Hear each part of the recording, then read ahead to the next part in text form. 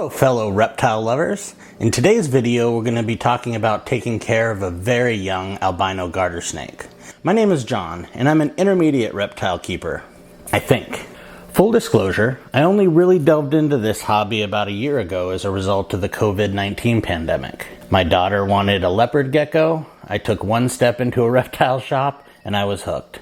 10 reptiles later, and here we are. Last week at our local reptile shop, we came across a beautiful young albino garter snake. He was too young to go home and required some special attention from the employees at the shop. My wife and I discussed it and we decided to take him home and take care of him ourselves. Just a side note, I keep referring to our little albino garter snake as a he.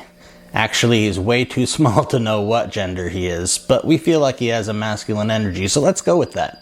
We had several concerns about taking him home considering how small and fragile he is. Our first choice was to not change him into a new enclosure quite yet. We wanted to keep him in the large deli container that he'd been living in so far his whole life, to minimize the shock from moving to a new location.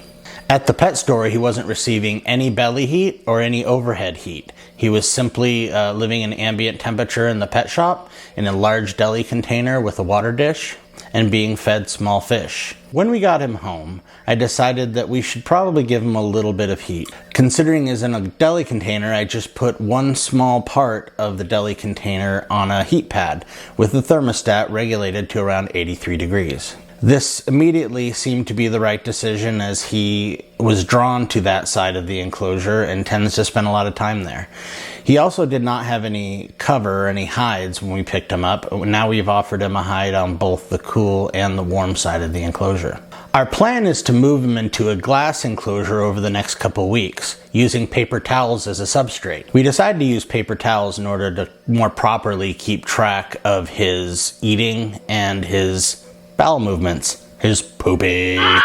In his new glass enclosure, we've decided to switch to an overhead basking light instead of underbelly heating. This is based on the recommendations that we found online and in other videos. We feel this will give him the best chance to thrive. So far, we've been able to get him to eat one fish about every other day. This is actually pretty good, I think. Over the course of the next couple weeks, I plan on trying to switch him more to a diet of chopped up pinky mice. As grotesque as that process sounds, well, actually it is pretty grotesque. It's not so bad if you chop them up while it's frozen. Allow them to thaw and then offer them to the snake.